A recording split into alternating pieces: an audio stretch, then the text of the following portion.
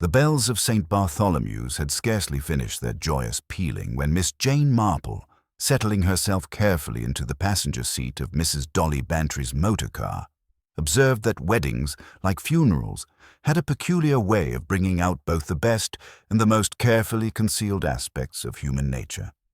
The October morning was crisp and golden, with that particular quality of light that makes even the most ordinary English village appear touched by magic, and Little Wickham had certainly dressed itself for the occasion. "Such a lovely day for dear Eleanor," Mrs. Bantry remarked, adjusting her hat in the driving mirror with the satisfied air of a woman who knew she looked particularly well in autumn colors. "Though I must say, Jane, there's been rather more talk than usual about this wedding. Not unkind talk, you understand, but, well, you know how villages are." Miss Marple did indeed know how villages were. At 73, she had observed sufficient human drama in St. Mary Mead and beyond to understand that the most significant events often occurred not on grand stages, but in the intimate theaters of small communities where everyone knew everyone else's business, or thought they did. She arranged her knitting bag more comfortably in her lap and prepared to observe what promised to be a most interesting day. The bride was Eleanor Vance, 26 years old, and possessed of that particular type of beauty that seemed to glow from within, rather than merely rest upon the surface. She had returned to Little Wickham only 8 months prior, after several years spent in London as companion to an elderly lady of considerable fortune. Her homecoming had been welcomed by her parents, Mr. and Mrs. Vance of Rosewood Manor, though Miss Marple had noted certain subtle tensions in the family dynamic that suggested Eleanor's London years had changed her in ways that went beyond the acquisition of more sophisticated dress and mannerisms. The groom, Dr. Alistair Hartley, was the village's physician, a man of 32, whose arrival 3 years earlier had been greeted with considerable enthusiasm by the unmarried ladies of the district. He was handsome in a solid, dependable way, with dark hair beginning to show distinguished touches of silver at the temples, and the kind of steady, reassuring manner that made patients trust him instinctively.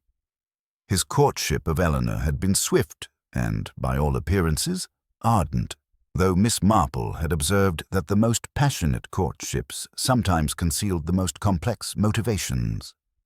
As they approached the church, Miss Marple noted the gathering crowd with the practiced eye of someone who understood that social occasions were laboratories for the study of human behavior. Mrs. Pemberton, Eleanor's former employer from London, had made the journey from the city specifically for the wedding, an unusual gesture that had caused considerable speculation among the villagers.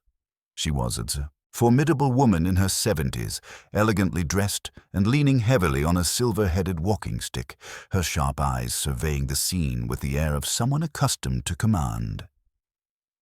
"Mrs. Pemberton seems quite devoted to Eleanor," Mrs. Bantry observed, following Miss Marple's gaze.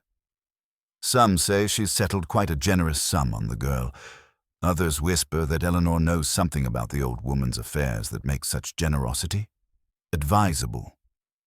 Miss Marple made a small, non-committal sound. In her experience, generous benefactors often had complex reasons for their largesse, and the recipients of such generosity sometimes found themselves bound by obligations that were never explicitly stated, but thoroughly understood nonetheless. The church interior was transformed with white roses and trailing ivy, their fragrance mingling with the ancient scents of stone and centuries of worship. Miss Marple selected a pew that afforded an excellent view of both the altar and the congregation, settling herself with the quiet satisfaction of someone who understood that the most revealing dramas often played out not among the principal actors, but in the audience. She observed Mr. Geoffrey Thornton, the village solicitor, whose usually composed demeanor seemed strained today. His wife Margaret sat beside him, her gloved hands clasped tightly in her lap, her attention fixed not on the altar, but on Mrs. Pemberton with an intensity that suggested more than casual interest.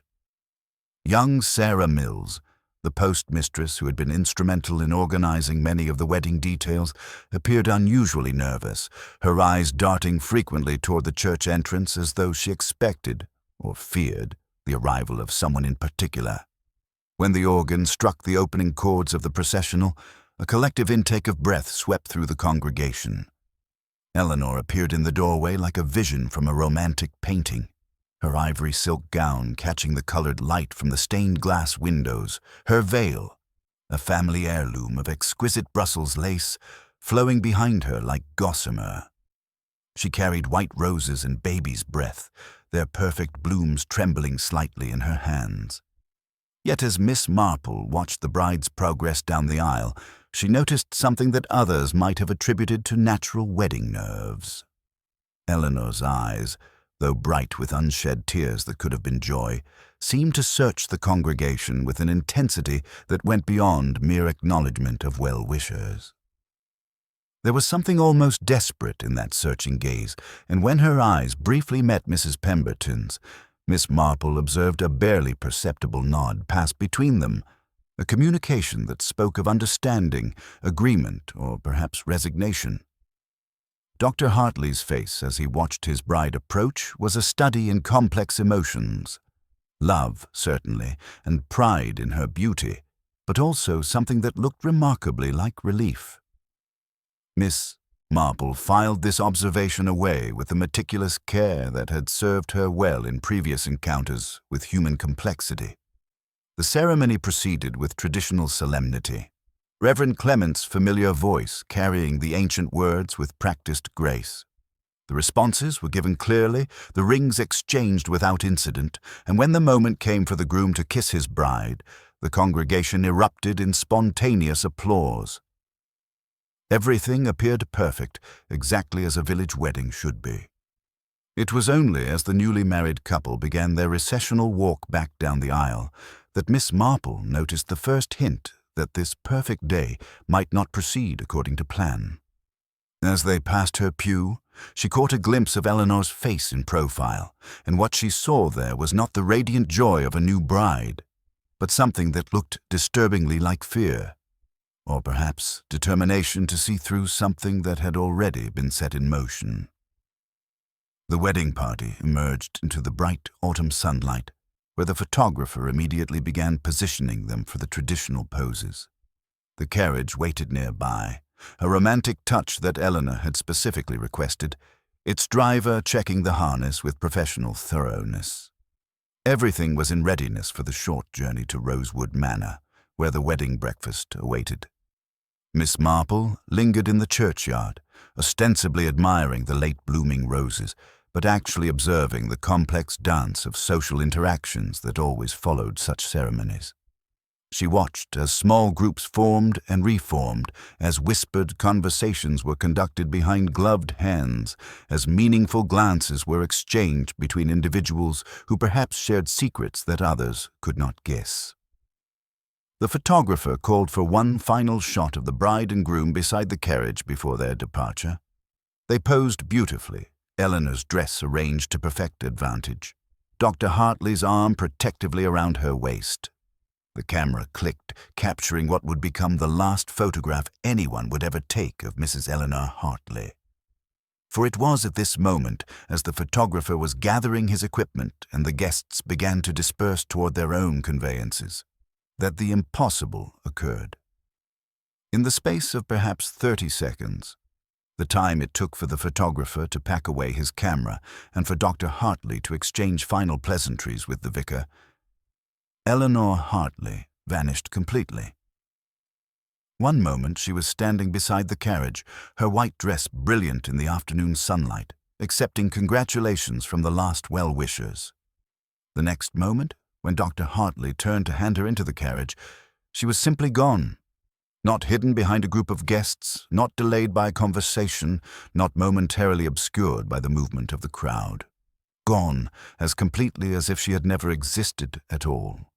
The silence that followed was profound, broken only by the nervous stamping of the carriage horses and the distant sound of the church bells marking the hour. Dr. Hartley stood frozen, his hand extended toward empty air, his face a mask of bewilderment that quickly transformed into something approaching panic. "Eleanor?" he called, his voice carrying clearly across the suddenly still churchyard. "Eleanor, where are you?" Miss Marple, who had been observing from her position near the old yew tree, moved forward with the careful steps of someone who understood that crime scenes, for surely this was about to become one, required delicate handling. As she approached the spot where the bride had last been seen, her sharp eyes caught sight of something that others had missed in their confusion. A small scrap of Brussels lace caught on the iron gate latch, and beside it, almost invisible against the ancient stone, a single drop of what looked very much like blood. She said nothing. Not yet.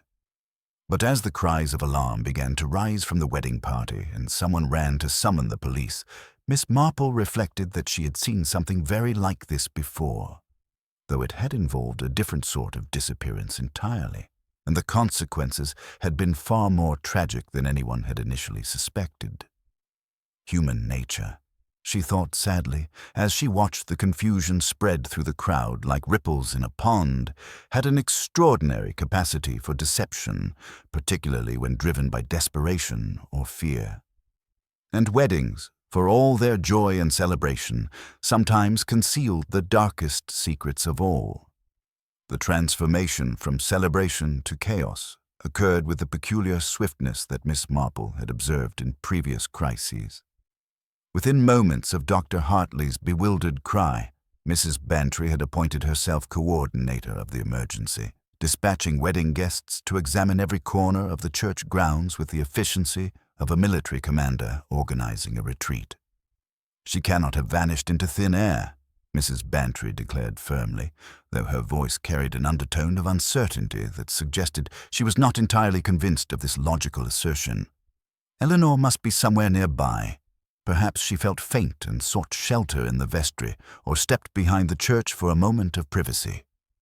The vestry was thoroughly searched, as were the bell tower, the small storage rooms behind the altar, and even the ancient crypt beneath the church floor. Each unsuccessful expedition sent ripples of increasing anxiety through the assembled guests, their wedding finery now seeming incongruous against the mounting dread that permeated the churchyard. Dr. Hartley himself appeared to be in a state of shock that went beyond simple bewilderment. His usual composed demeanor had given way to a restless agitation that manifested in constant movement around the churchyard, examining and re-examining the same locations as though he expected his bride to materialize through sheer force of will. When the photographer, a stooped man with a melancholy mustache, attempted to explain what he had witnessed, Dr. Hartley's response was almost aggressive in its intensity. "You must have seen something," he insisted, grasping the man's arm with desperate urgency. "No one simply disappears in broad daylight. There must be an explanation." The photographer shook his head sorrowfully. "I took me last picture, sir. Stepped back to pack away the plate, and when I looked again, she wasn't where she'd been standing. Wouldn't say as I've seen the like in all my days, and I've done weddings in rain, fog, and once during an air raid." The arrival of P.C. Fletcher from the village brought a semblance of official authority to the chaotic scene, though his initial assessment was hardly more enlightening than the amateur investigations that had preceded it. He was a young man whose ambition clearly outstripped his investigative experience, and he approached the impossible situation with the methodical thoroughness of someone determined to apply conventional logic to unconventional circumstances. As the constable began his interviews, theories bloomed among the wedding guests like poisonous flowers in the crisp autumn air. Each speculation revealed as much about the speaker as it did about their opinion of Eleanor's fate. "She's run off, of course," sniffed Mrs. Thornton, the solicitor's wife, her lips pursed disapprovingly. "Always knew that girl had a flighty nature. Too much time in London, if you ask me. Probably found someone wealthier, more exciting." Her husband, Mr. Thornton, frowned at this assessment. "Eleanor isn't the type for such dramatics, Margaret. There must be a more sinister explanation. One hears of such things even in the quietest places. Sarah Mills, the postmistress, who had been weeping quietly by the lich gate, suddenly spoke up with surprising vehemence. "It's not an elopement. Eleanor wouldn't leave willingly. She loved Dr. Hartley. She told me so herself only yesterday." Her tear-streaked face suggested genuine distress, but Miss Marple noticed a certain defensiveness in her tone, as though she were protecting some private knowledge. Mrs. Pemberton, meanwhile, had remained conspicuously silent throughout the mounting chaos, standing apart from the general hubbub with her silver-headed walking stick, tapping a slow, rhythmic beat on the flagstones. When Dr. Hartley finally approached her, his desperation evident, her response was measured and oddly cryptic. "Eleanor was a young woman of excellent character and sound judgment," she said with careful precision. "Whatever has happened here today, I'm certain it was not of her own choosing. There are forces at work in this situation that go beyond what any of us might initially suspect." This enigmatic statement sent a fresh wave of unease through the assembled guests, and Miss Marple observed that several individuals reacted with what appeared to be recognition rather than confusion. The solicitor exchanged a meaningful glance with his wife, while Sarah Mills seemed to shrink into herself as though hoping to avoid notice entirely.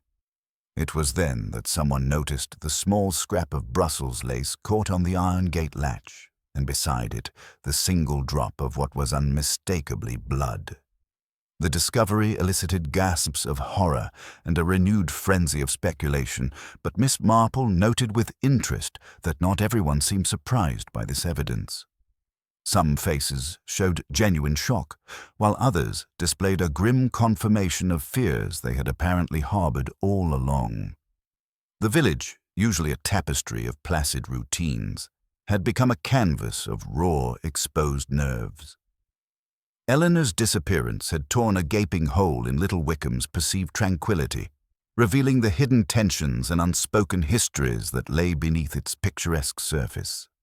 And Miss Marple, positioning herself quietly on a bench near the church entrance, began to collect the stray threads of human behavior that would, she suspected, eventually weave themselves into a pattern far more complex and dangerous than a simple case of wedding day nerves.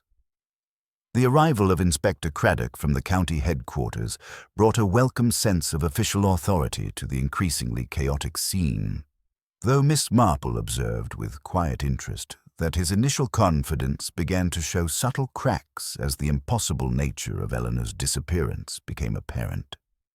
He was a capable man in his early 40s, possessed of the methodical temperament that served well in conventional criminal investigations, but the circumstances he now faced clearly tested the boundaries of his professional experience.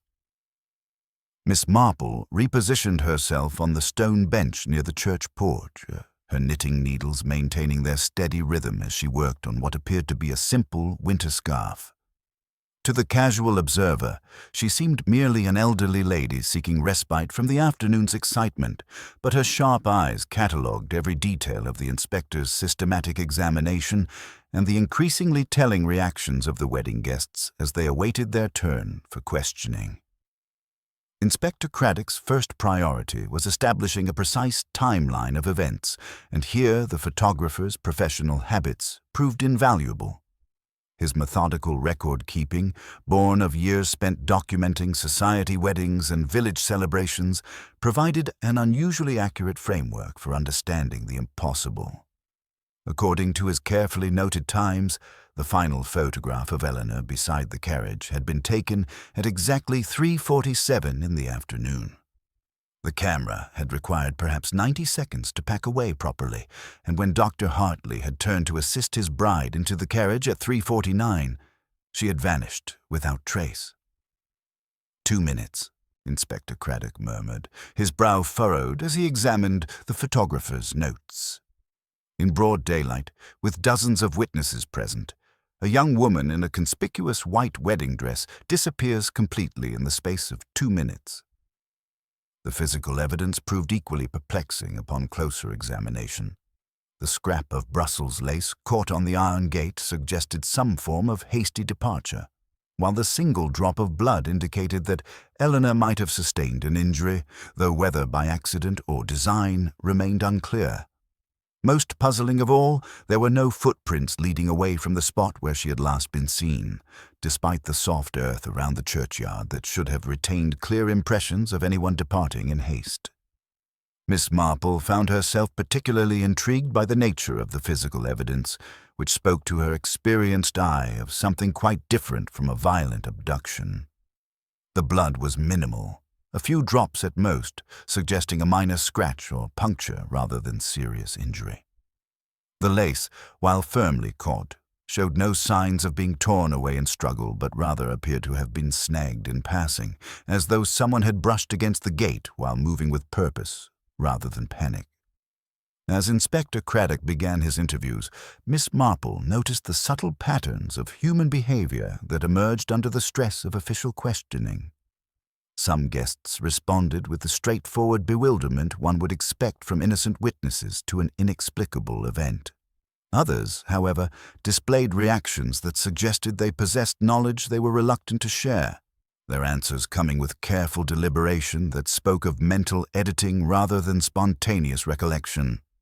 Mrs. Pemberton's interview proved particularly illuminating, not for what she revealed, but for what she so skillfully avoided revealing.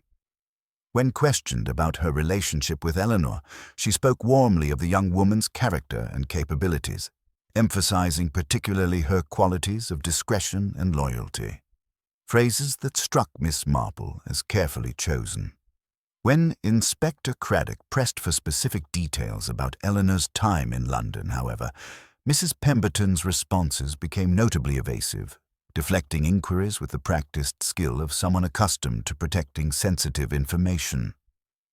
The solicitor, Mr. Thornton, displayed a different sort of discomfort when his turn came. His professional demeanor remained intact, but Miss Marple observed the fine sheen of perspiration that appeared on his forehead despite the cool afternoon air. When asked about any recent legal matters involving Eleanor or her family, he cited client confidentiality with perhaps more vehemence than the situation strictly warranted, his voice carrying an edge that suggested personal as well as professional concerns. His wife Margaret's behavior throughout these proceedings was equally revealing. She maintained a rigid posture that spoke of considerable internal tension, and when Inspector Craddock's questions touched on Eleanor's recent state of mind, her responses came with slight but noticeable delays, as though each word were being carefully weighed before utterance. Sarah Mills, the postmistress, proved to be the most emotionally volatile witness, her genuine distress apparent in every trembling word. Yet beneath her obvious grief, Miss Marple detected undercurrents of guilt and fear that seemed disproportionate to simple concern for a friend's welfare.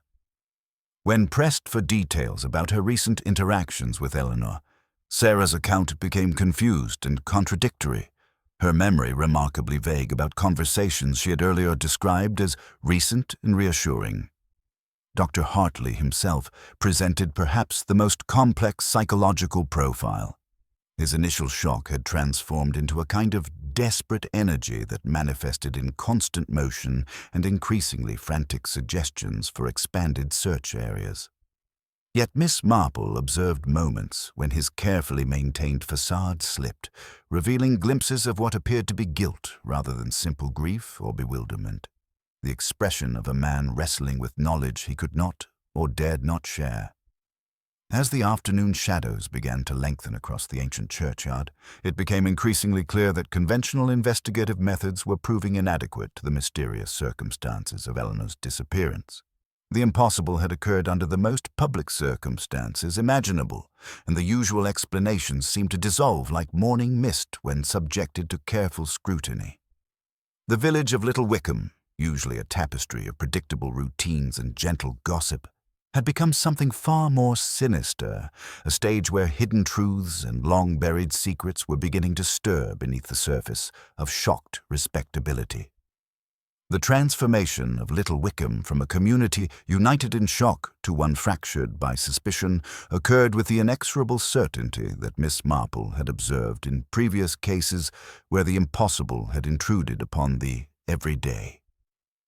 By evening, as the last of the search parties returned empty-handed from their examination of abandoned cottages and overgrown gardens, the village had begun to reshape Eleanor's disappearance into something more comprehensible, if no less disturbing: the evolution of village opinion. In the comfortable familiarity of the King's Arms, where the men gathered under the warming influence of ale and shared speculation, theories multiplied like autumn leaves in a brisk wind. Mr. Jackson, the village butcher, had appointed himself chief theorist, his weathered hands gesturing emphatically as he held court near the Inglenook fireplace. "Mark my words, this goes back to London," he declared with the conviction of someone who had never ventured further from Little Wickham than the county market town. "Girls who spend years in the city don't come back unchanged. Mixed up with all sorts, I shouldn't wonder. Criminal elements, perhaps, or debts that needed settling in ways decent folk don't care to contemplate." Mr. Pierce, the grocer, maintained his characteristic moderation even in the face of such dramatic speculation. "More likely cold feet," he suggested mildly, though his tone carried less conviction than his words. "Young women do get strange fancies, particularly when faced with the permanence of marriage vows. Perhaps she simply reconsidered her decision at the crucial moment." The landlord, polishing glasses with mechanical precision, shook his head doubtfully. "In broad daylight, with half the village watching? And what of the blood on the gate? Seems to me there's more to this business than simple wedding nerves." Inspector Craddock's methodical approach. Meanwhile, Inspector Craddock had established his temporary headquarters in the Rosewood Manor study, where he pursued his investigation with the systematic thoroughness that had served him well in more conventional cases. The possibility that Eleanor had staged her own disappearance had gained considerable credence, particularly after his interview with Sarah Mills yielded information that cast Eleanor's recent behavior in a more complex light. The young postmistress, her initial shock having given way to a kind of trembling anxiety, had reluctantly revealed details that painted a picture of a bride far from serene in the weeks leading to her wedding. Under gentle but persistent questioning, Sarah admitted that Eleanor had seemed increasingly preoccupied, asking strange questions about whether people could truly escape their past mistakes and whether love could survive the revelation of carefully guarded secrets. She kept wondering whether Dr. Hartley would still care for her if he knew certain things about her time in London. Sarah confessed, her voice barely above a whisper. "I thought it was just nervous fancy, the sort of doubts that plague every bride. But now—" She trailed off, her hands twisting her handkerchief into increasingly complex knots. This revelation had prompted Inspector Craddock to examine more closely the logistics of a planned disappearance. Such an endeavor would require careful preparation, intimate knowledge of the wedding arrangements, and, most crucially, an accomplice positioned to assist at precisely the right moment. The inspector found himself studying the guest list with renewed interest, searching for someone whose presence might have served a purpose beyond mere social courtesy. The shift of suspicion. Yet as the investigation progressed, a subtle but unmistakable shift began to occur in the village's collective consciousness. The initial sympathy for Dr. Hartley, the bewildered bridegroom robbed of his happiness, gradually gave way to something more calculating and considerably less charitable. It was, Miss Marple reflected, an almost inevitable development when faced with a mystery that defied conventional explanation. Dr. Hartley's behavior under scrutiny had evolved from shocked bewilderment to a kind of controlled desperation that some observers found suspicious. His participation in the search efforts was energetic to the point of frenzy, leading expeditions to examine every conceivable hiding place within miles of the church. Yet there was something almost performative about his grief, a quality that suggested careful management rather than spontaneous emotion. The doctor's responses to Inspector Craddock's increasingly pointed questions maintained their factual consistency, but Miss Marple observed a troubling absence of the raw anguish one might expect from a man whose bride had vanished on their wedding day. His distress seemed genuine enough, but it carried undertones of fear rather than simple loss, the anxiety of someone dreading exposure rather than mourning disappearance. Miss Marple's contrarian instincts. From her position of quiet observation, Miss Marple found herself increasingly skeptical of the village's growing consensus regarding Dr. Hartley's guilt. While she acknowledged that the most obvious suspect often proved to be the correct one, her extensive experience with human nature suggested that this particular case contained complexities that had not yet been properly explored. Her attention was drawn instead to the peripheral figures who seemed to be watching the unfolding drama with an intensity that went beyond mere curiosity. Mrs. Pemberton, for instance, had extended her stay in Little Wickham indefinitely, ostensibly to support the Vance family in their distress. Yet Miss Marple had observed her engaged in frequent, oddly furtive conversations with Mr. Thornton, the solicitor, their heads bent together in discussions that ceased abruptly whenever others approached. Mr. Thornton himself displayed a nervousness that seemed disproportionate to his role as a concerned community member. His usual professional composure had given way to a jumpiness that manifested in startled reactions whenever Eleanor's disappearance was mentioned, and his attempts to redirect conversation to less sensitive topics were often clumsy and transparent. Revelations and registered letters. The most intriguing development came from an inadvertent slip by Miss Harriet Mills, Sarah's formidable aunt, who let fall during a conversation about Eleanor's recent behavior that the young woman had been posting registered letters with unusual frequency in the weeks before her wedding. When pressed for details, Miss Mills claimed ignorance of the contents or recipients, but her defensive manner suggested she knew more than she was willing to reveal. This detail, seemingly minor, struck Miss Marple as potentially significant. Registered letters implied important communications, documents that required proof of delivery and receipt.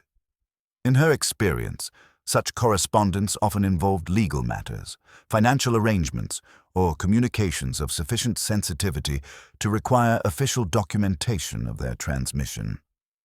The pattern beneath the surface. As the autumn evening deepened and the village settled into an uneasy quiet, Miss Marple reflected on the accumulating evidence of human complexity that surrounded Eleanor's impossible disappearance. The pattern that was beginning to emerge spoke not of spontaneous flight or simple criminal opportunism, but of something far more calculated and morally ambiguous, a carefully orchestrated sequence of events that required intimate knowledge of multiple individuals' weaknesses and secrets. The truth, she suspected with a grim satisfaction born of long experience with human duplicity, would prove to involve not one guilty party, but a web of complicity that touched more lives than anyone yet suspected. Eleanor Hartley had not simply vanished. She had been made to vanish, and the mechanism of her disappearance was still operating, still manipulating events from the shadows, while the village focused its attention on the most convenient and obvious suspect. In her knitting bag, Miss Marple's needles continued their steady rhythm, but her mind was occupied with patterns far more complex than any winter scarf could provide. Somewhere in the tangle of village gossip, official investigation, and carefully guarded secrets lay the thread that would unravel the entire mystery, if one knew where to look and possessed the patience to follow it to its source. The morning following Eleanor's disappearance dawned with the peculiar quality of light that follows a crisis, when ordinary objects seem invested with new significance and familiar faces wear expressions of barely concealed anxiety. Miss Marple, accepting Mrs. Bantry's invitation to remain at Gossington Cottage rather than return immediately to St. Mary Mead, found herself positioned perfectly to observe how a community responds when the impossible intrudes upon the predictable rhythms of village life. Over breakfast, Mrs. Bantry demonstrated the natural tendency of well-meaning people to construct theories from insufficient evidence, her marmalade knife gesturing emphatically as she outlined her growing suspicions of Dr. Hartley. Miss Marple listened with the patient attention she accorded all human observations, noting that her friend's certainty about the doctor's guilt had crystallized overnight in the way that village opinion often did, not through careful analysis, but through the collective need to impose comprehensible narrative upon incomprehensible events. "There is something very wrong about that man," Mrs. Bantry declared with the conviction of someone who had spent the night rehearsing her arguments. "A bride doesn't simply vanish unless her husband has arranged it somehow. Inspector Craddock thinks so too, though he's too professional to say so directly." Miss Marple's response was characteristically measured. In her extensive experience with human nature, she had learned that the most obvious suspect often proved to be exactly that, obvious rather than guilty. The tendency to focus suspicion on the bereaved husband was understandable but potentially misleading, particularly when other, more subtle patterns of behavior were beginning to emerge among the wedding guests. Her morning's activities were planned with a methodical precision that had served her well in previous encounters with criminal complexity. A visit to the post office, ostensibly to purchase stamps and inquire after correspondence, provided the opportunity to pursue the matter of Eleanor's recent postal activities that had been mentioned in passing by Miss Harriet Mills. The post office occupied the ground floor of a narrow brick building that also housed the village's general store, its interior redolent with the mingled scents of sealing wax, brown paper, and the particular mustiness that accompanies official correspondence. Sarah Mills stood behind the counter with the pale, hollow-eyed appearance of someone who had spent the night wrestling with conscience rather than enjoying restorative sleep. Miss Marple's approach to extracting information was characteristically indirect, beginning with expressions of sympathy and gradually working toward the specific details that had caught her attention. Her gentle inquiries about the responsibilities of handling important correspondence eventually yielded the confirmation she had suspected. Eleanor had indeed been sending registered letters with unusual frequency in the weeks preceding her wedding, all directed to the same London address. "Mrs. Pemberton's legal people, I believe," Sarah confided in a voice barely above a whisper, her anxiety evident in every trembling syllable. "The same firm that handles her personal affairs. 4 letters in 6 weeks, the last one only 2 days before the wedding. She looked so troubled when she brought that final one, as though she were posting something she dreaded but couldn't avoid." This revelation provided crucial context for understanding the complex web of relationships that had surrounded Eleanor's return to Little Wickham. The registered letters suggested legal matters of sufficient importance to require documented transmission, while their timing indicated that whatever business Eleanor had been conducting had reached some form of conclusion just before her wedding day. Miss Marple's subsequent visit to Rosewood Manor, conducted under the conventional pretext of offering condolences to the family, yielded additional insights into the atmosphere of barely controlled panic that had settled over the household. Mrs. Vance's grief was genuine and profound, but beneath her maternal anguish lay currents of fear that seemed to extend beyond simple concern for Eleanor's safety. The older woman's agitation became particularly pronounced when the conversation touched on legal matters, her responses suggesting intimate familiarity with complications that she desperately wished to avoid discussing. Her inadvertent reference to Mr. Thornton's frequent visits and her bitter comment about people questioning whether Eleanor should be well provided for indicated that financial arrangements of considerable significance were involved in the current crisis. As Miss Marple reflected on these accumulated observations, she found herself returning to details from the wedding day that had seemed insignificant at the time, but now appeared potentially crucial. The single drop of blood near the church gate, for instance, struck her as oddly isolated and precisely placed, more consistent with a deliberate staging than with an injury sustained during struggle or hasty flight. Similarly, the behavior of old Mr. Hemmings, the carriage driver, had been subtly but significantly anomalous. His failure to join the immediate search efforts, or even to express shock at Eleanor's disappearance, suggested either remarkable composure or prior knowledge of what was about to occur. In Miss Marple's experience, carriage drivers were typically among the most observant witnesses to unusual events, their elevated position and professional attention to detail making them invaluable sources of information. Mr. Hemmings's studied indifference to the chaos surrounding him was therefore worthy of closer examination. The physical evidence from the churchyard continued to puzzle Inspector Craddock, whose conventional investigative methods were proving inadequate to explain Eleanor's impossible vanishing.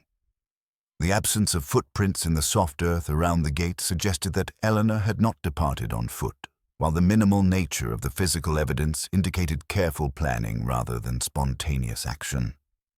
Miss Marple found herself considering the possibility that Eleanor's disappearance had been facilitated by someone with intimate knowledge of the wedding arrangements and access to transportation that could be positioned strategically without attracting attention. Such an accomplice would need to understand not only the precise timing of the ceremony's conclusion, but also the blind spots in the churchyard that would allow for unobserved departure. The growing focus of official suspicion on Dr. Hartley, while understandable given his proximity to the victim and his increasingly erratic behavior, struck Miss Marple as potentially misguided. The doctor's distress appeared genuine, his desperate participation in search efforts suggesting the anxiety of someone seeking rather than concealing. His guilt, if it existed, seemed more likely to involve knowledge he was reluctant to share than direct participation in Eleanor's disappearance. More intriguing were the reactions of those peripheral figures whose connection to Eleanor was less obvious, but whose behavior suggested deeper involvement than they were willing to acknowledge. Mrs. Pemberton's continued presence in Little Wickham, her frequent conferences with Mr. Thornton, and her oddly formal responses to questions about Eleanor's state of mind all pointed toward a level of engagement that went far beyond the conventional relationship between employer and former companion. As the afternoon shadows began to lengthen across the village, Miss Marple reflected on the pattern that was emerging from her careful observations. Eleanor's disappearance was not the result of sudden passion or criminal opportunity, but rather the culmination of a carefully orchestrated sequence of events that had been weeks, perhaps months, in the planning. The registered letters, the legal consultations, the strategic positioning of potential accomplices, all suggested a complexity that would require considerable time and patience to unravel completely. The truth, she suspected with the quiet confidence born of long experience with human duplicity, lay not in the dramatic theories that were captivating the village's imagination, but in the careful examination of those small inconsistencies and revealing behaviors that most people overlooked in their eagerness to embrace the obvious explanation. Somewhere in the tangle of legal documents, family obligations, and carefully guarded secrets was the thread that would lead to Eleanor Hartley. Whether she was victim or architect of her own mysterious fate remained to be determined.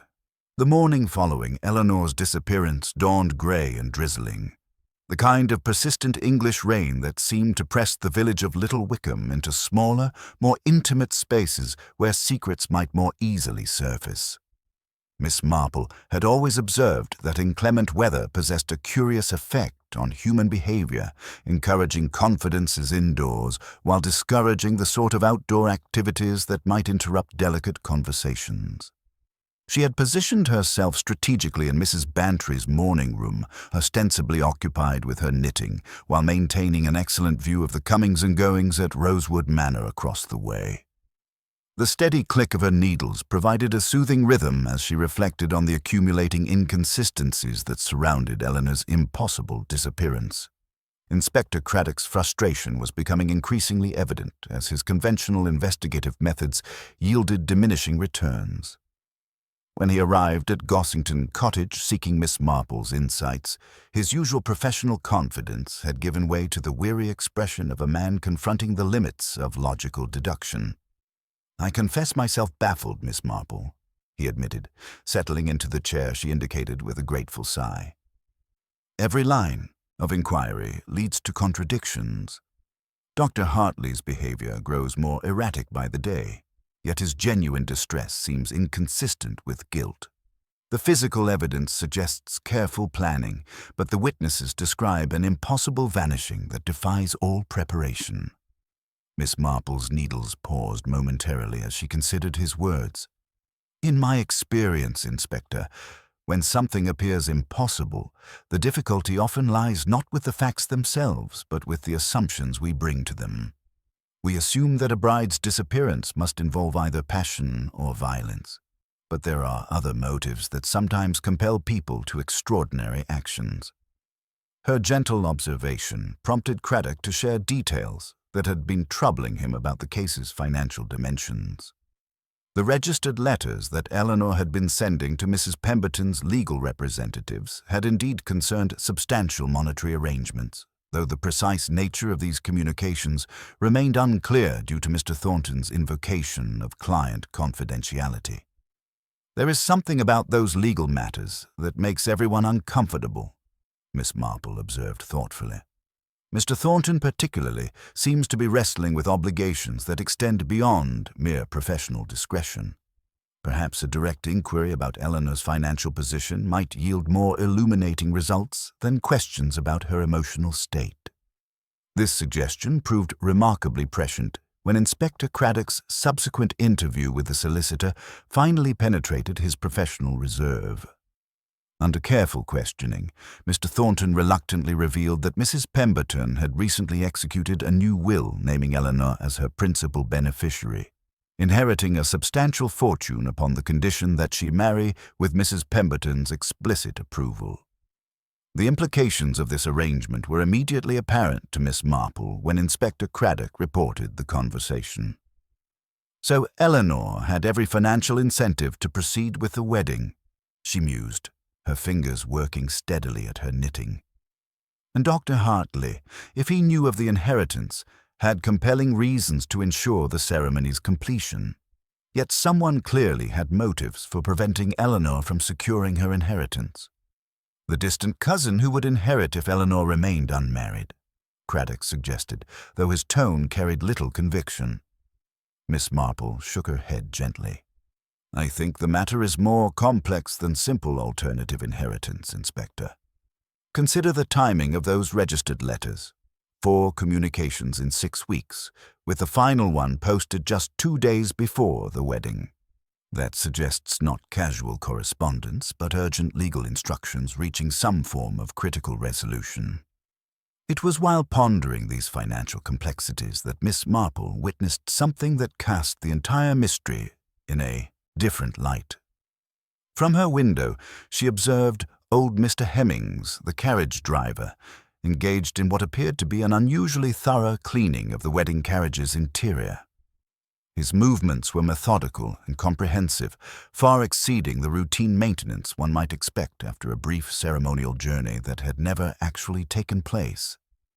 The significance of this observation struck her with the clarity of long experience with human behavior under stress.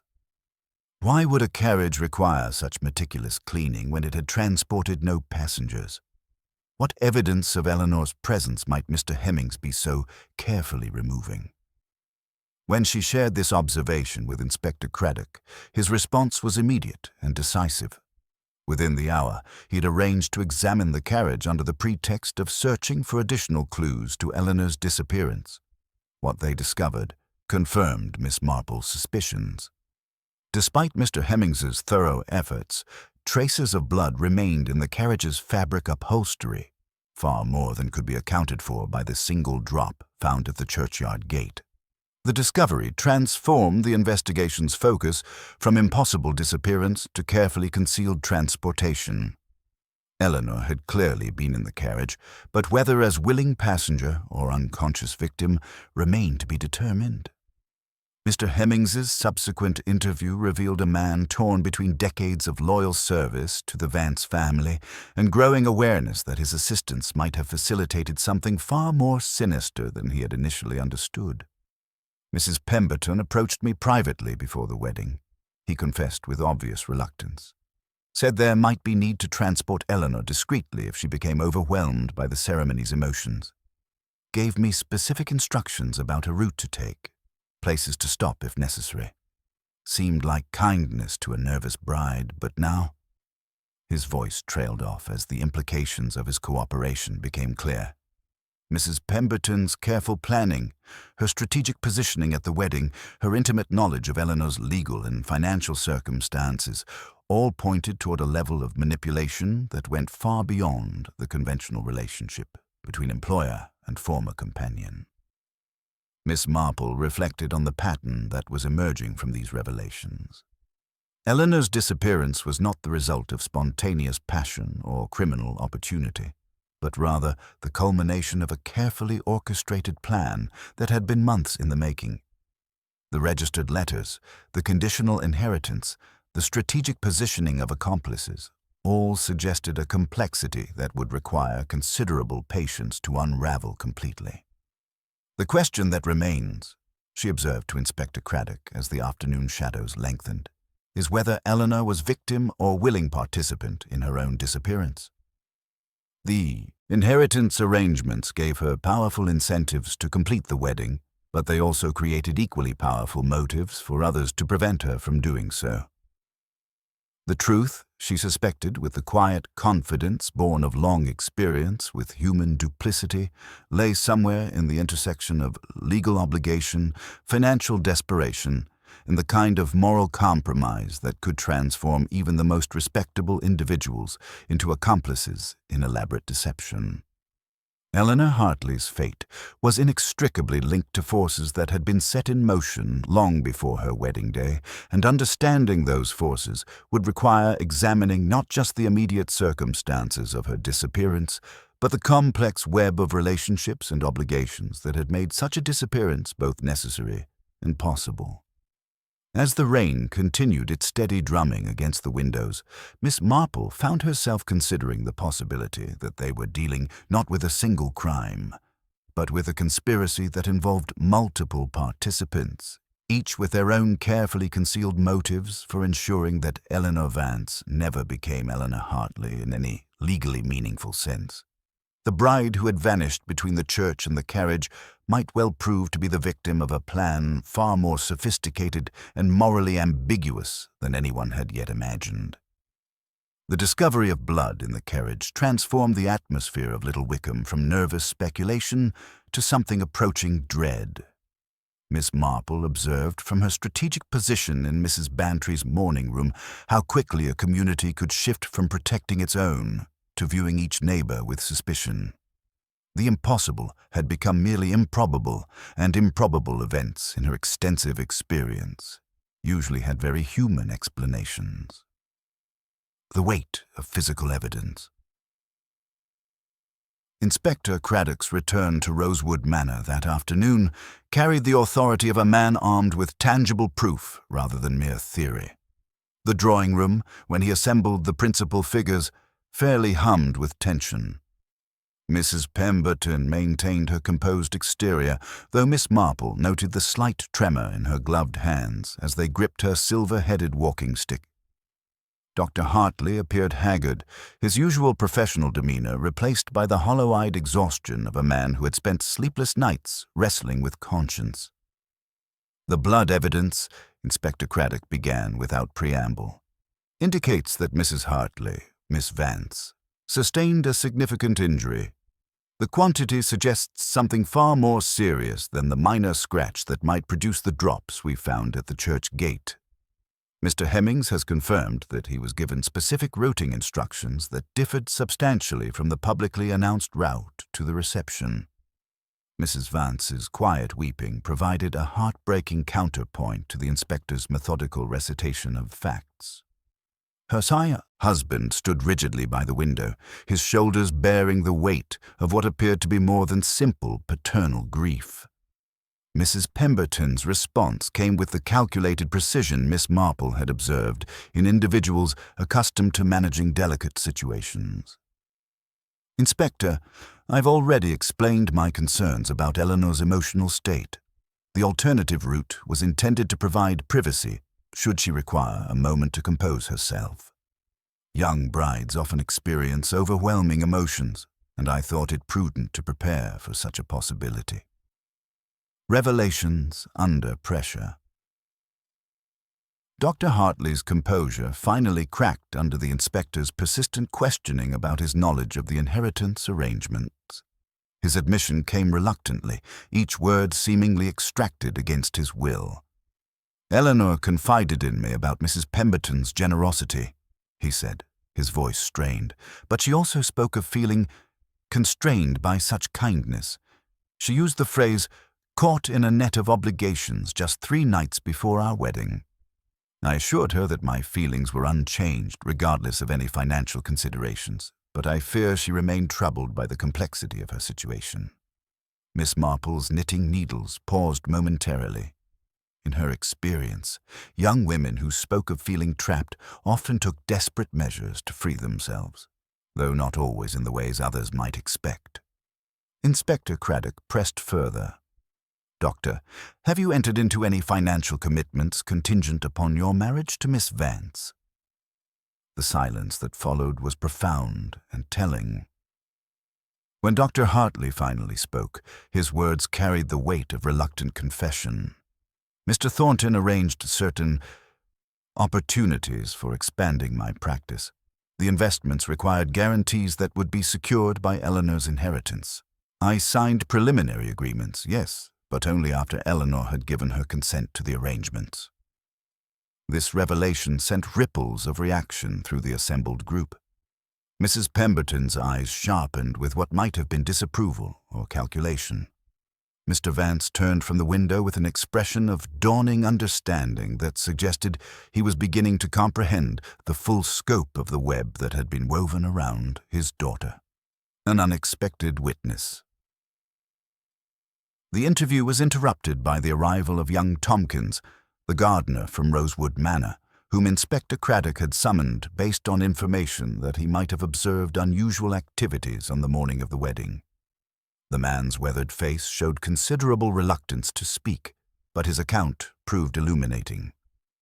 "Saw Mr. Thornton and Mrs. Pemberton by the church gate early that morning," he reported, his cap twisted nervously in his hands. "Seemed to be having words, they did. Not pleasant ones from the look of it. Mr. Thornton handed her something, an envelope, official-like. She weren't pleased about it, I can tell you that." Mrs. Pemberton's reaction to this testimony was subtle but unmistakable to Miss Marple's trained observation. The elderly woman's composure remained intact, but a slight tightening around her eyes suggested that Tompkins had revealed something she would have preferred to keep private. "Mr. Thornton was delivering certain legal documents that required my signature," she said smoothly. "The timing was unfortunate, but such matters cannot always be delayed for social convenience." The deepening mystery.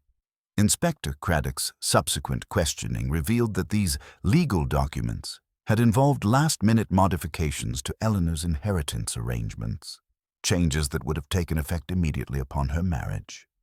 The precise nature of these modifications remained unclear, protected by Mr. Thornton's invocation of client confidentiality, but their timing suggested urgent necessity rather than routine legal maintenance.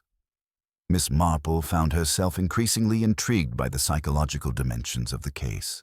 Eleanor's disappearance was beginning to appear less like a crime of opportunity and more like the culmination of a complex web of financial and emotional pressures that had been building for months. The young woman had been positioned at the center of multiple competing interests, each with compelling reasons for ensuring that events proceeded according to their particular requirements. Dr. Hartley's financial commitments, Mrs. Pemberton's inheritance arrangements, the mysterious legal modifications, and now the evidence of Eleanor's growing distress in the days before her wedding, all pointed toward a situation where multiple parties had invested too heavily in a particular outcome to allow for Eleanor's independent choice in the matter. Miss Marple's growing certainty. As the afternoon shadows lengthened and the various participants departed to consider the implications of what had been revealed, Miss Marple reflected on the pattern that was emerging from the accumulated evidence. Eleanor's disappearance was not the result of sudden violence or spontaneous flight, but rather the inevitable consequence of a young woman finding herself trapped between irreconcilable obligations and impossible choices. The blood in the carriage troubled her particularly. Its quantity suggested serious injury, but its location implied transportation rather than attack at the scene. Someone had taken considerable care to ensure that Eleanor's departure appeared violent while actually facilitating her removal to an unknown destination. The question that remained was whether Eleanor had been victim or willing participant in her own disappearance. The various financial arrangements that had surrounded Eleanor's return to Little Wickham created a web of mutual dependency that extended far beyond the simple relationship between benefactor and grateful recipient. Mrs. Pemberton's generosity had come with strings attached. Dr. Hartley's professional expansion had been contingent upon marriage to Eleanor, and Mr. Thornton's legal maneuvering suggested complications that went beyond routine estate planning. The tightening web. As evening approached, Miss Marple found herself convinced that Eleanor's fate was inextricably linked to the resolution of these competing financial and emotional pressures. Someone among the respectable inhabitants of Little Wickham had decided that Eleanor's continued presence posed an unacceptable threat to carefully laid plans, and her wedding day had provided the perfect opportunity to address that threat permanently. The challenge now lay in determining which of the various interested parties had possessed both the means and the moral flexibility to orchestrate such an elaborate deception. In Miss Marple's experience, the most dangerous criminals were often those who convinced themselves that their actions served a greater good, justifying extraordinary measures in service of what they perceived as necessary ends. The bride who had vanished between the church and the carriage remained missing, but the forces that had made her disappearance both possible and necessary were beginning to reveal themselves. The truth, when it finally emerged, would likely prove more complex and morally ambiguous than anyone in Little Wickham was yet prepared to accept. Human nature, Miss Marple reflected sadly, possessed an extraordinary capacity for self-deception when motivated by fear, greed, or the desperate need to protect carefully constructed facades from the harsh light of exposure. The investigation had moved beyond simple questions of guilt and innocence into the more treacherous territory of competing loyalties and impossible choices. Eleanor's disappearance was merely the visible symptom of a moral corruption that had been spreading through the community's most respectable circles, hidden beneath the veneer of propriety and mutual obligation that held village society together. The morning of the fourth day dawned with that peculiar quality of light that follows prolonged tension when familiar objects seem invested with new significance, and every conversation carries the weight of unspoken implications. Miss Marple had observed this phenomenon in previous cases where communities found themselves wrestling with the intrusion of the inexplicable into their ordered lives, and Little Wickham was displaying all the classic symptoms of a village under psychological siege. Miss Marple's delicate intervention. Inspector Craddock's frustration had reached the point where conventional investigative methods seemed inadequate to penetrate the web of half-truths and careful omissions that surrounded Eleanor's disappearance. It was at this juncture that Miss Marple decided to employ the more subtle approach that had served her well in previous encounters with human duplicity, the gentle art of psychological observation disguised as social courtesy. She arranged what appeared to be a simple afternoon tea at Rosewood Manor, ostensibly to offer comfort to the grieving Mrs. Vance, but with the true purpose of creating an environment where carefully guarded truths might reveal themselves through the natural human tendency toward confession under the right circumstances.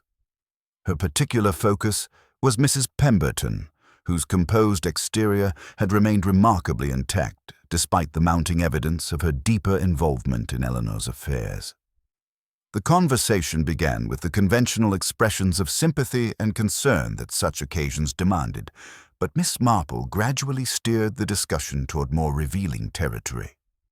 Her approach was characteristically indirect, employing what appeared to be rambling anecdotes about similar situations she had encountered in St. Mary Mead, each carefully crafted to resonate with the specific circumstances surrounding Eleanor's inheritance and disappearance. "I have always found it curious," Miss Marple observed, her knitting needles maintaining their steady rhythm, "how acts of great generosity can sometimes create the most complex moral dilemmas. When substantial sums are involved, the recipients often find themselves bound by obligations they never explicitly agreed to accept, yet feel powerless to refuse." Mrs. Pemberton's response came with the careful precision that Miss Marple had learned to recognize in individuals protecting sensitive information. "Eleanor was most grateful for any assistance I was able to provide. I believe she understood perfectly the responsibilities that accompanied such arrangements. The pressure of accumulated evidence, Miss Marple's gentle persistence, combined with Inspector Craddock's more direct questioning about the registered letters and financial arrangements, began to reveal cracks in the carefully constructed facade that had surrounded Eleanor's situation. Sarah Mills, finally persuaded to overcome her reluctance to breach confidences, provided crucial details about Eleanor's state of mind in the weeks preceding her wedding. She seemed so troubled by something she couldn't bring herself to discuss directly. Sarah confessed, her voice barely above a whisper. She kept asking whether people could truly escape obligations they had never intended to accept, and whether love could survive the revelation of secrets that had been carefully hidden. The last time she came to post a registered letter, she said something that has haunted me ever since. When pressed for specifics, Sarah revealed that Eleanor had spoken of feeling trapped between competing loyalties, unable to proceed with her marriage in good conscience, yet equally unable to retreat without causing devastating consequences for others. The final registered letter, posted just 2 days before the wedding, had been accompanied by Eleanor's cryptic comment that, "By the time this is read, everything will have been decided one way or another." This revelation prompted Inspector Craddock to examine more closely the possibility that Eleanor's disappearance had been not the result of external violence, but rather the culmination of a carefully planned escape from circumstances that had become unbearable. The physical evidence, when viewed from this perspective, took on new significance. The minimal blood, the strategic positioning of clues, the absence of signs of struggle all suggested staging rather than genuine violence. A critical, psychological moment. It was during the afternoon tea that Miss Marple achieved the breakthrough she had been seeking through her careful, psychological maneuvering. Her seemingly innocent observations about the moral complexities of patronage and obligation struck a nerve that Mrs. Pemberton's composure could not entirely conceal. "Sometimes," Miss Marple continued with deceptive gentleness, "young people find themselves in positions where every choice available to them feels like a betrayal of their benefactors, of their loved ones, or of their own principles. When such impossible situations arise, desperate measures sometimes seem like the only available solution." Mrs. Pemberton's reaction was subtle but unmistakable to Miss Marple's trained observation. The slight tightening around her eyes, the barely perceptible pause before responding, and the defensive edge that crept into her voice all indicated that the conversation had touched upon knowledge she was desperately trying to protect. "Eleanor was a young woman of excellent judgment," Mrs. Pemberton replied, but her tone carried an undertone of something that sounded remarkably like guilt.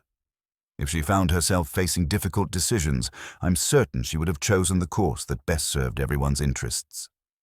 The emerging pattern. As the afternoon progressed, Miss Marple found herself increasingly convinced that Eleanor's disappearance represented not criminal abduction, but rather an elaborate conspiracy designed to facilitate her escape from obligations that had become impossible to fulfill honorably. The registered letters, the careful timing of the vanishing, the minimal physical evidence, all pointed toward a plan that had been weeks or months in the making. The financial arrangements surrounding Eleanor's inheritance had created a web of mutual dependency that extended far beyond the simple relationship between benefactor and grateful recipient.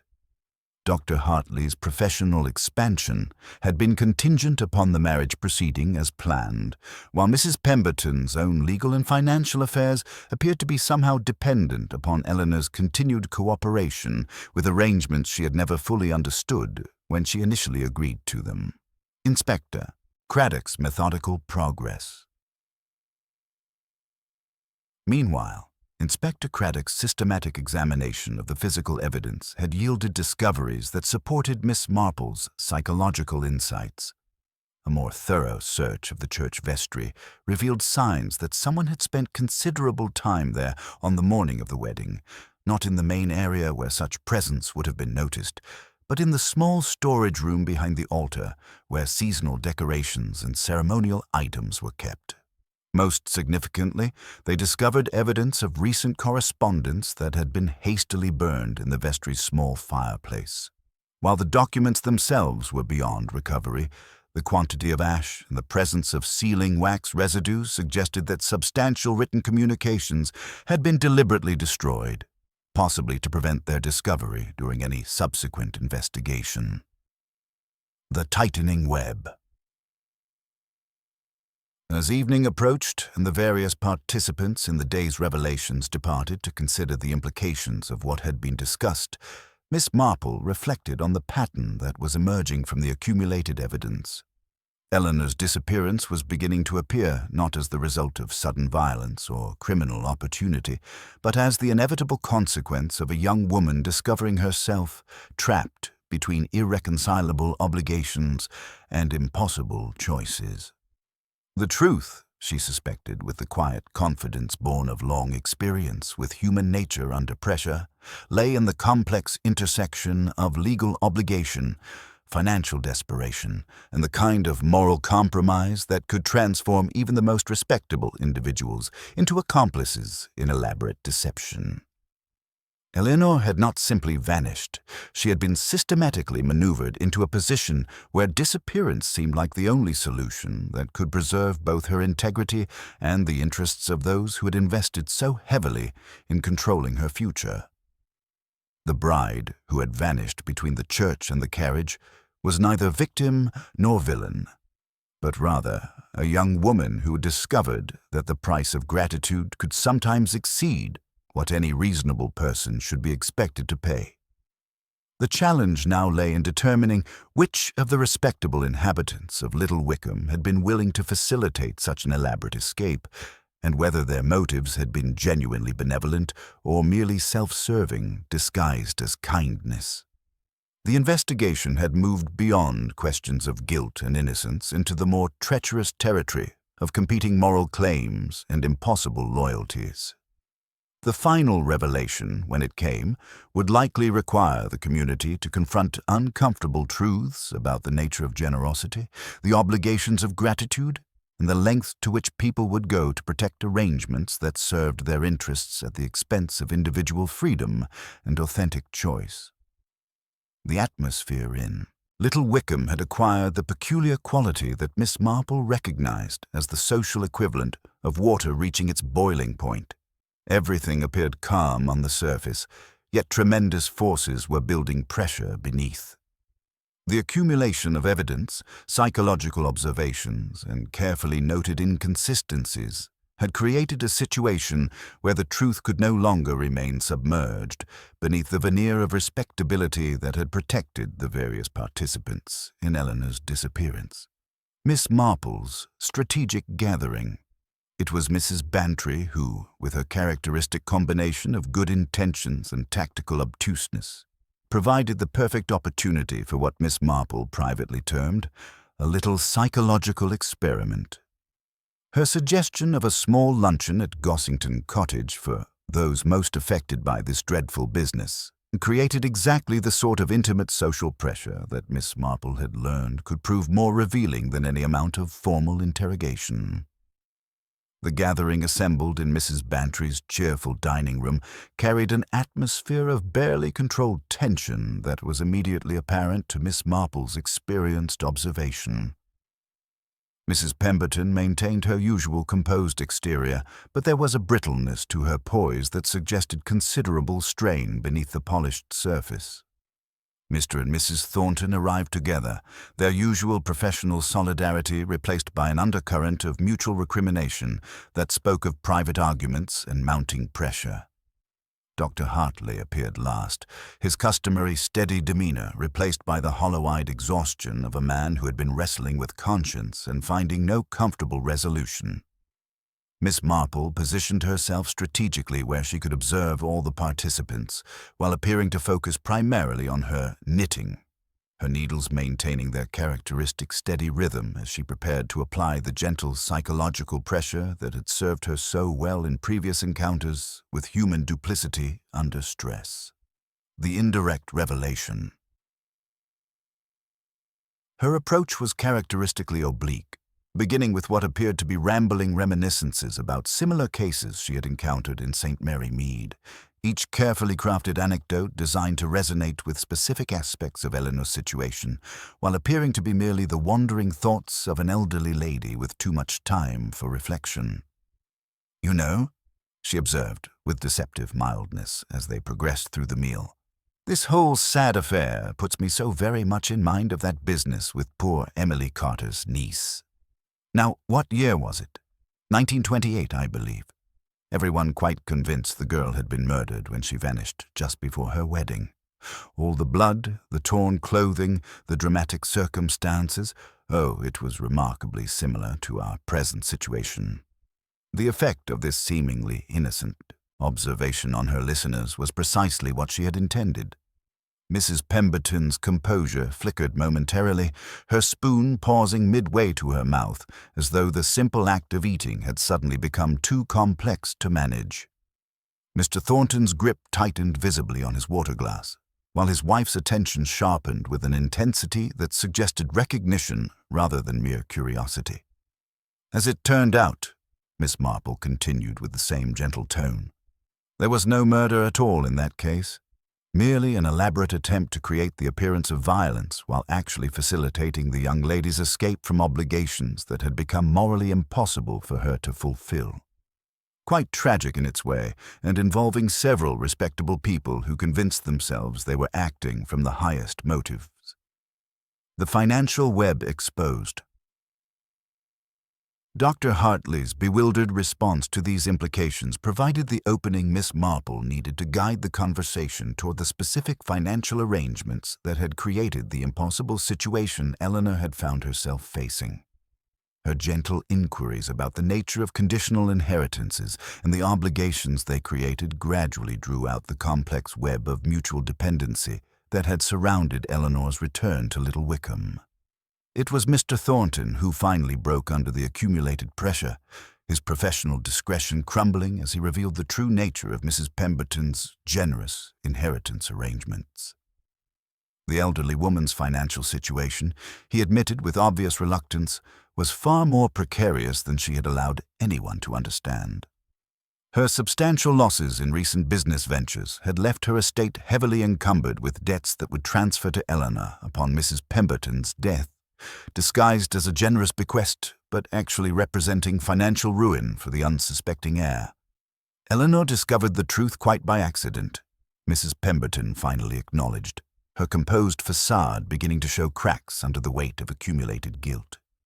She was organizing my correspondence when she came across letters from creditors that revealed the true extent of my difficulties. The inheritance I had promised her was not generous beneficence, but rather a desperate attempt to transfer obligations that threatened to destroy my remaining years. The conspiracy revealed. Mrs. Thornton's composure shattered entirely as the full scope of the deception became clear, revealing years of accumulated resentment toward arrangements she had been required to facilitate despite her growing moral objections. Her bitter confession exposed the elaborate nature of the conspiracy that had made Eleanor's disappearance possible, involving carefully timed legal documents, strategic positioning of accomplices, and the creation of physical evidence designed to misdirect any subsequent investigation. Geoffrey knew it was wrong, she said, her voice carrying the weight of long-suppressed anger. We all knew it was wrong, but Mrs. Pemberton made it clear that our professional futures depended upon our cooperation, and Eleanor herself seemed so desperate for an escape that we convinced ourselves we were performing a rescue rather than facilitating an elaborate deception. The pre-nuptial agreement that Eleanor had been pressured to sign would have given Mrs. Pemberton effective control over the inheritance even after Eleanor's marriage, creating a situation where the young woman would have been legally bound to support Mrs. Pemberton's lifestyle while shouldering responsibility for debts she had never incurred. Dr. Hartley's own financial desperation had made him a willing participant in arrangements that promised to save his medical practice at the cost of his bride's financial independence. Eleanor's moral choice, the blood evidence that had so puzzled Inspector Craddock, finally found its explanation through Miss Marple's careful questioning about the practical details of Eleanor's escape. The injury had been deliberately self-inflicted, a calculated sacrifice designed to provide physical evidence that would support the appearance of violent abduction while actually facilitating her departure to safety. Eleanor was far more resourceful than any of us suspected, Miss Marple observed, with a mixture of admiration and sadness. She understood that her disappearance would only be successful if it appeared to be the result of criminal action rather than personal choice. She sacrificed her own happiness and reputation to protect Dr. Hartley from financial ruin and to expose the manipulations that had trapped them both. Sarah Mills's role as communication coordinator was finally revealed, her emotional distress following Eleanor's disappearance having been genuine but born not of ignorance about her friend's fate, but of anxiety about whether the elaborate deception would prove successful in protecting Eleanor from the legal consequences of abandoning her obligations. The final resolution. The revelation that Eleanor had reached safety abroad came through a letter that arrived that evening, postmarked from Dover and addressed to Dr. Hartley in her familiar handwriting. Her message was brief but illuminating, explaining that her disappearance had been the only solution that could preserve both his professional future and her own integrity, though the cost in personal happiness had been devastating for both of them. Miss Marple reflected on the complex moral landscape that Eleanor's case had revealed, recognizing that the young woman's story was ultimately a tragedy, born of good intentions, corrupted by desperate circumstances, and the kind of financial manipulation that could transform even the most generous human impulses into instruments of control and coercion. The bride who had vanished between the church and the carriage had not been the victim of violence or the perpetrator of cruel deception, but rather a young woman who had discovered that sometimes the greatest act of love requires the most painful sacrifice. Her elaborate disappearance had been not an ending, but a beginning, the first step toward a new life that, while lonely and uncertain, was at least honest and free from the impossible obligations that had threatened to destroy everything she held dear. The truth, as Miss Marple had long observed, possessed a peculiar way of emerging when human nature was placed under sufficient pressure, revealing both the capacity for elaborate self-deception and the occasional triumph of moral courage over conventional expectation. Eleanor's vanishing had exposed not criminal violence, but something perhaps more disturbing, the way that financial desperation could corrupt even the most respectable relationships, transforming gratitude into obligation and generosity into manipulation until escape seemed the only honorable solution available to those caught in such webs of mutual dependency. The letter arrived at Rosewood Manor on a grey November morning, bearing Eleanor's familiar handwriting and a Dover postmark that confirmed what Miss Marple had already deduced. Inspector Craddock read it aloud in the drawing-room where Dr. Hartley sat with Mrs. Vance, both bearing the hollow-eyed appearance of people who had spent weeks wrestling with impossible questions. Eleanor's final explanation.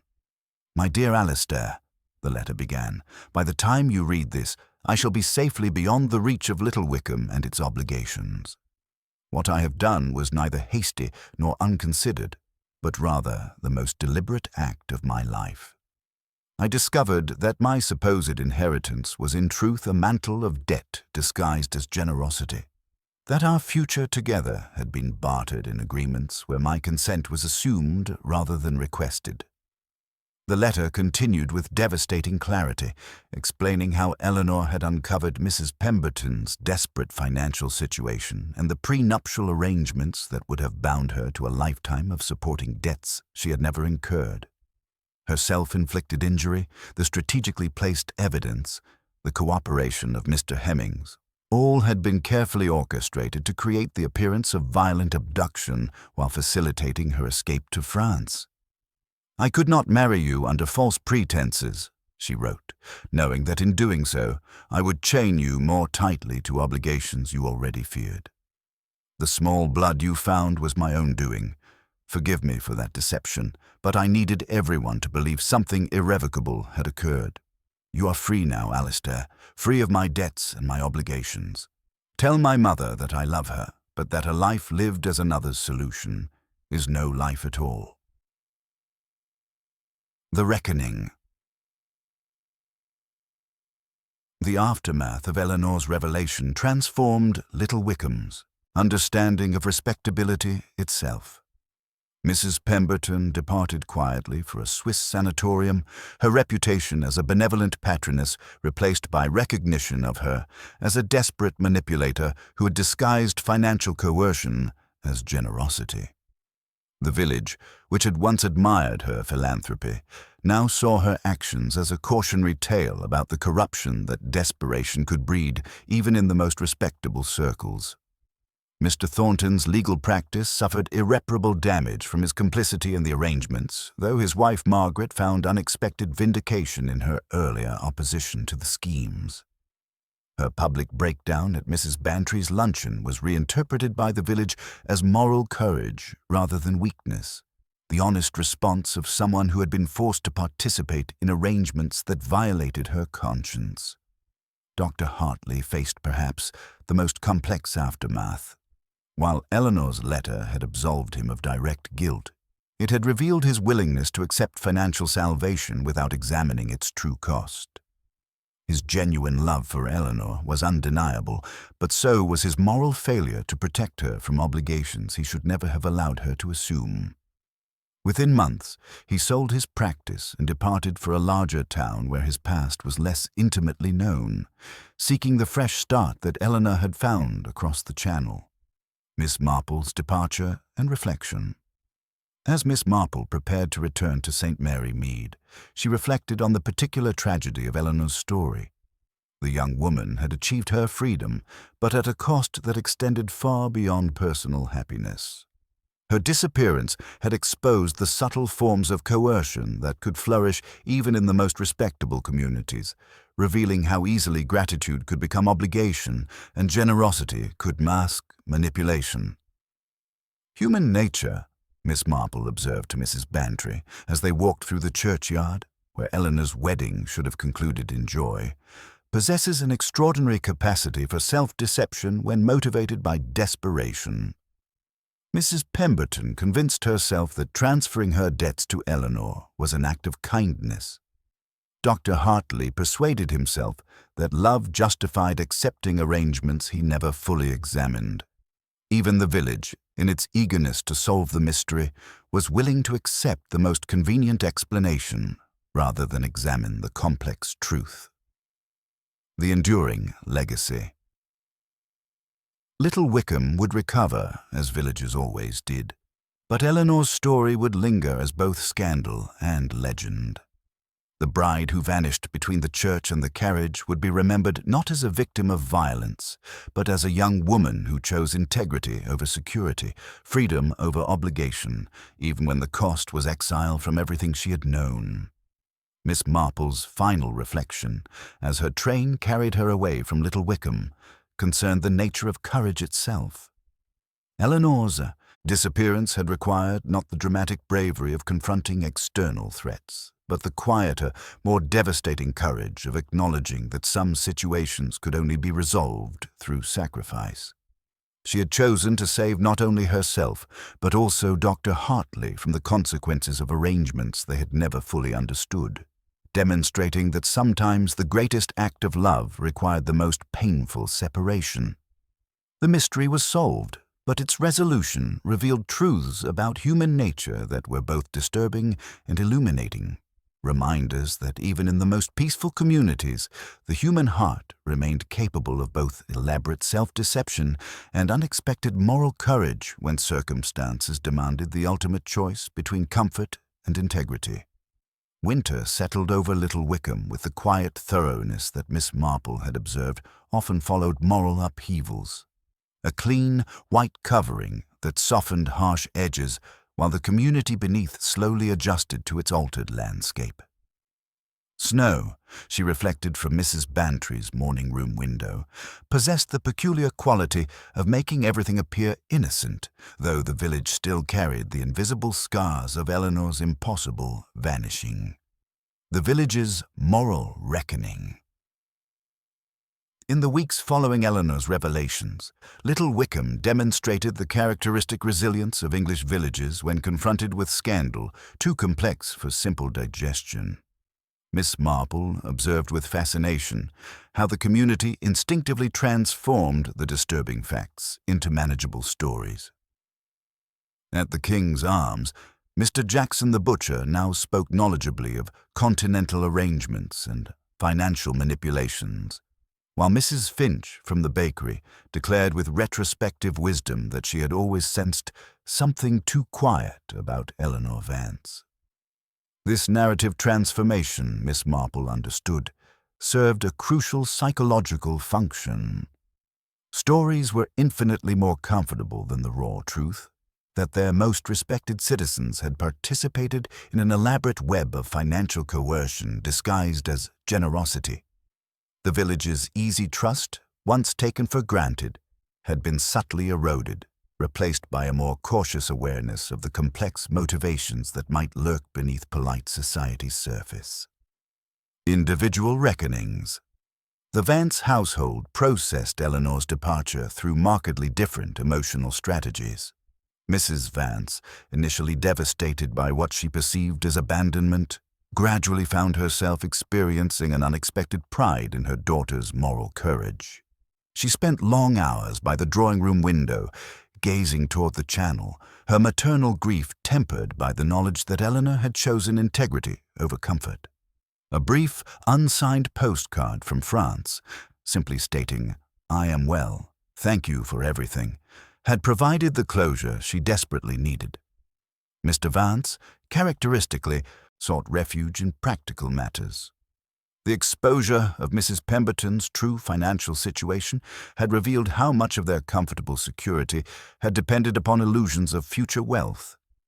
He threw himself into estate management with renewed vigor, speaking of land sales and lease negotiations with the determined air of a man rebuilding his family's independence from the ground up. Dr. Hartley's departure from Little Wickham carried the weight of profound moral recognition. Eleanor's letter had absolved him of deliberate wrongdoing while simultaneously revealing the devastating consequences of his willingness to accept salvation without examining its true cost.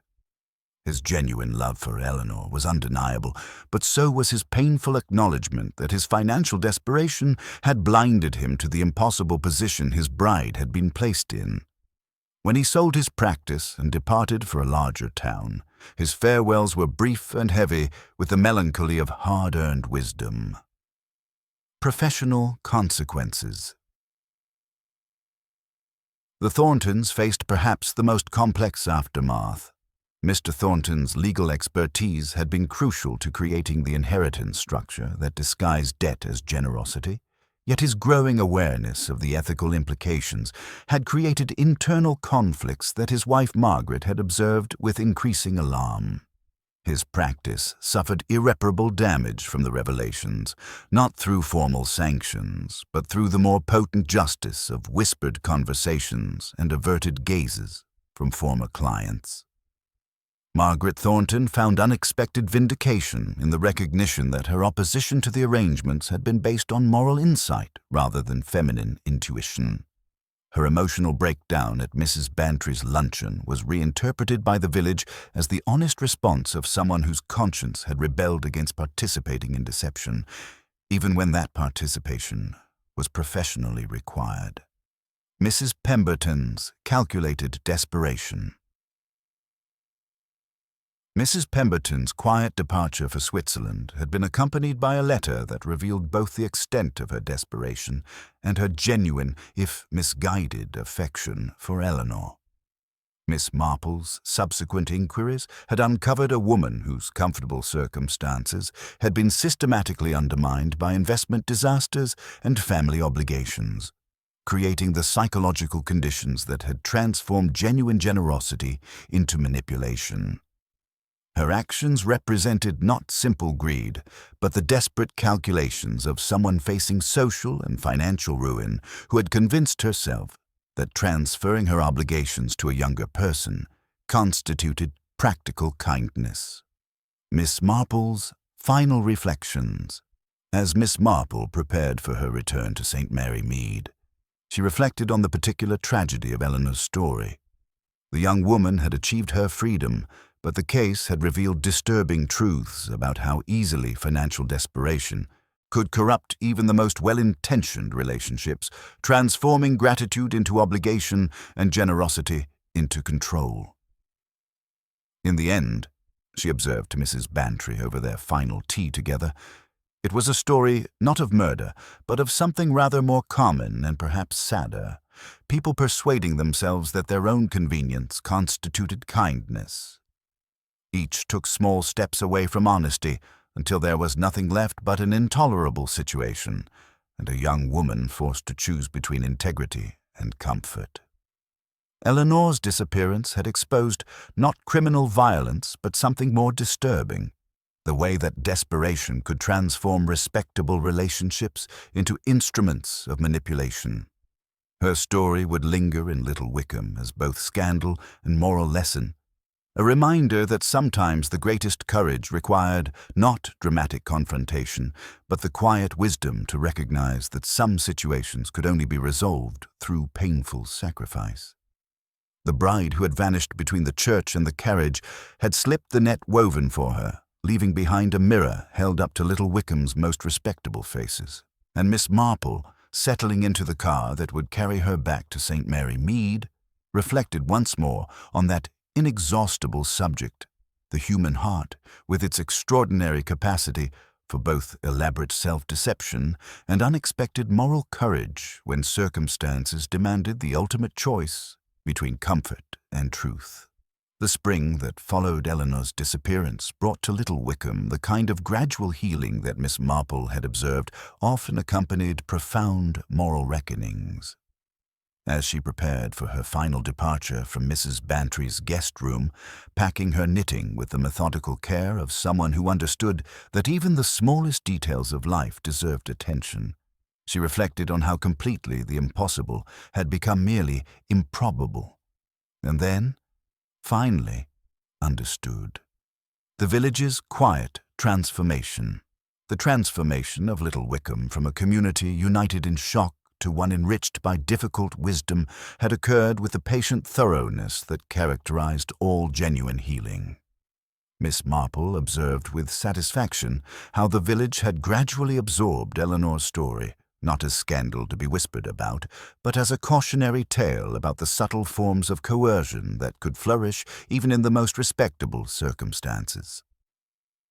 At the King's Arms, Mr. Jackson the butcher now spoke with newfound wariness about continental arrangements and the dangers of obligations disguised as opportunities. Mrs. Finch from the bakery, with the retrospective wisdom that often followed revelation, declared that she had always sensed something too constrained about Eleanor's return to Little Wickham, though her earlier enthusiasm for the wedding suggested this insight was more recent than she cared to admit. Individual reckonings and resolutions. Dr. Hartley's departure from Little Wickham had been accomplished with the quiet dignity of a man who had learned profound lessons about the true cost of compromising one's principles for financial security. His new practice in a larger town offered professional anonymity, but Eleanor's final letter, which had arrived 3 weeks after her disappearance, had provided the closure he desperately needed. Her words had been both forgiving and devastating. "You are free now, Alistair. free of my debts and my obligations. I could not marry you knowing that in doing so I would chain us both to arrangements we had never truly chosen. The Vance household had processed Eleanor's moral courage through markedly different emotional journeys. Mrs. Vance, initially devastated by what she perceived as abandonment, had gradually found herself experiencing an unexpected pride in her daughter's refusal to accept security at the cost of integrity. A brief postcard from France, unsigned but unmistakably in Eleanor's handwriting, had provided the maternal reassurance she needed. I am well and employed. Thank you for teaching me that some prices are too high to pay, no matter how prettily they are presented. Mr. Vance had characteristically sought refuge in practical matters, throwing himself into estate management with the determined energy of a man rebuilding his family's independence from the ground up. The exposure of Mrs. Pemberton's true financial situation had revealed how much of their comfortable expectations had been built upon illusions, but this harsh awakening had ultimately proven liberating. Professional and personal consequences. The Thorntons faced perhaps the most complex aftermath of all the principal figures.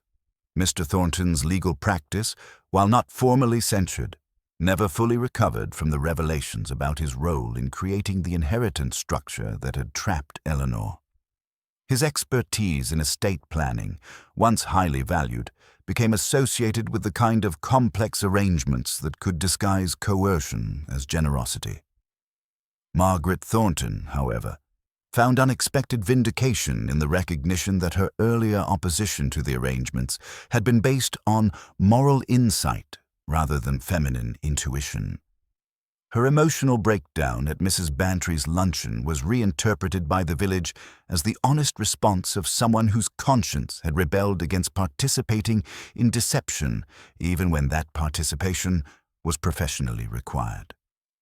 Mrs. Pemberton's calculated retreat.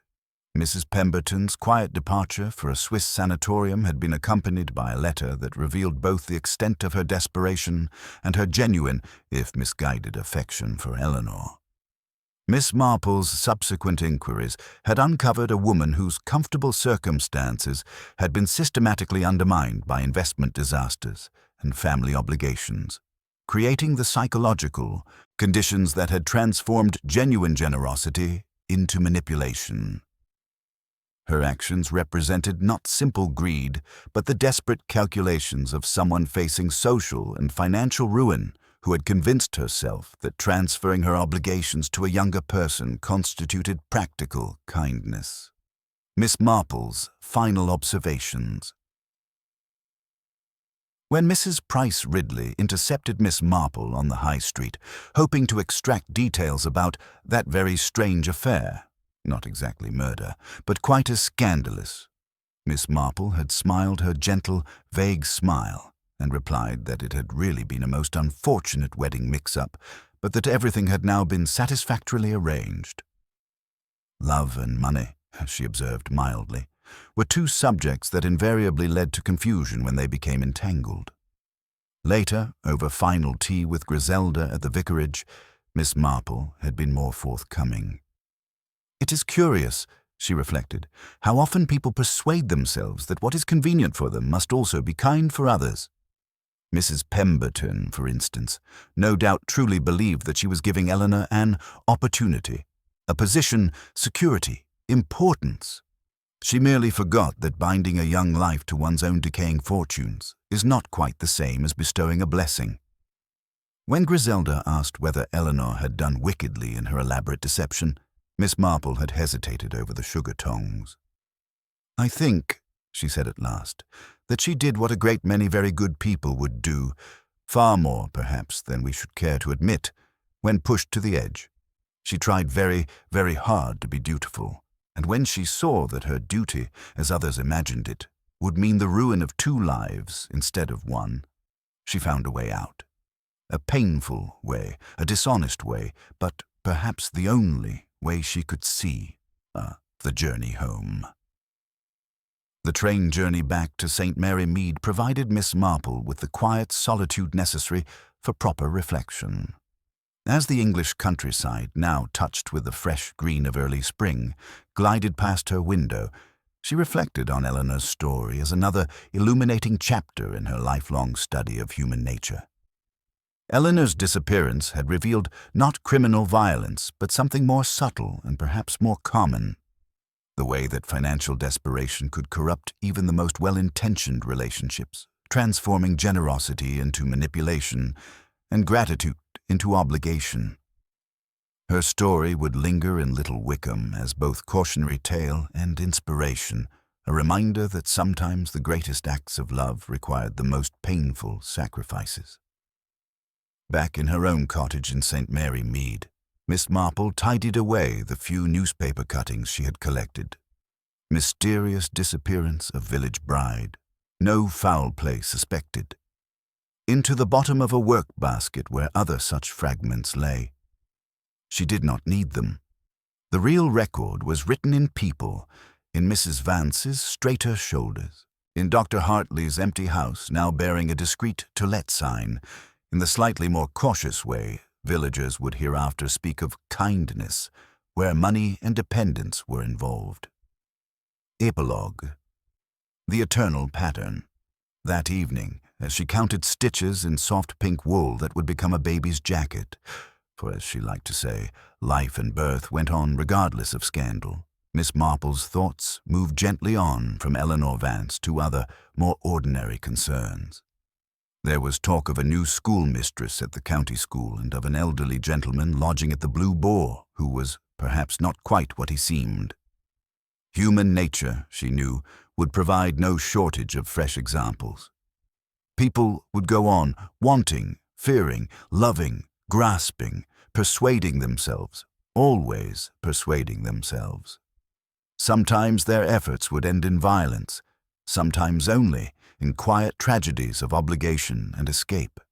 And sometimes, just sometimes, someone like Eleanor would find the courage to step sideways out of the pattern, however clumsily, and pay the price of freedom. The bride who had vanished between the church and the carriage had found not the conventional happiness that weddings were meant to celebrate, but something rarer and perhaps more valuable. The satisfaction of choosing integrity over security, even when the cost was exile from everything familiar and dear. Her story had exposed the delicate balance between gratitude and autonomy, between generous assistance and subtle control, reminding everyone involved that the most dangerous manipulations were often those dressed in the clothing of kindness. As Miss Marple drew the curtains against the gathering dusk and prepared her evening cocoa, she reflected with quiet satisfaction that Eleanor's impossible vanishing had ultimately served justice in its own peculiar way. Not the dramatic justice of courtrooms and punishment, but the subtler justice of truth revealed and moral courage recognized, even when that courage took forms that conventional society was not yet prepared to understand or celebrate. That, thought Miss Marple, settling into her favorite chair with her knitting, is as much justice as one often gets in this world. And with that sober but not unhopeful reflection, she returned to the eternal rhythms of village life, leaving the mysteries of human nature to rest, until, inevitably, they should rise again in some other quiet corner, wearing a different dress but the same eternal heart.